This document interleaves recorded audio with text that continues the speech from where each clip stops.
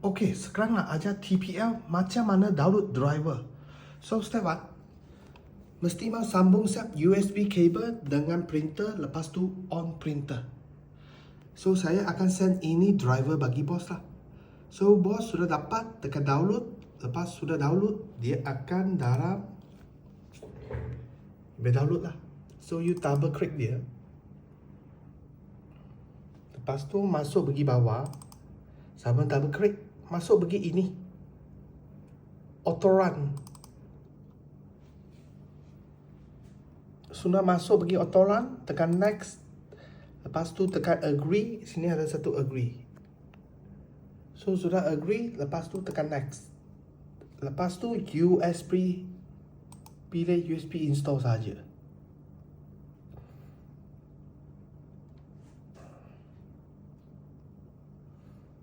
Okay, tekan complete. So ini macam sudah download siap. So macam mana check dia sudah confirm download. Masuk pergi control panel. Lepas tu device and printer. Lepas tu tadi ini. Okay. TD401. Double click dia. Lepas tu tekan purple stick. Test print. Okay, ini macam download sahajalah. Lepas tu kalau nak masuk bagi Shopee dalam print, sama jugalah. Tekan masuk you punya order. Lepas tu tekan ini, print my bill. Lepas tu tekan print. Pilih yang tadi download itu driver lah. Tadi download punya ini. Lepas tu sini tekan O. Custom.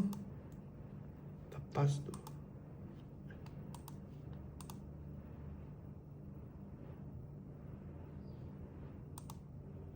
fit to printable area.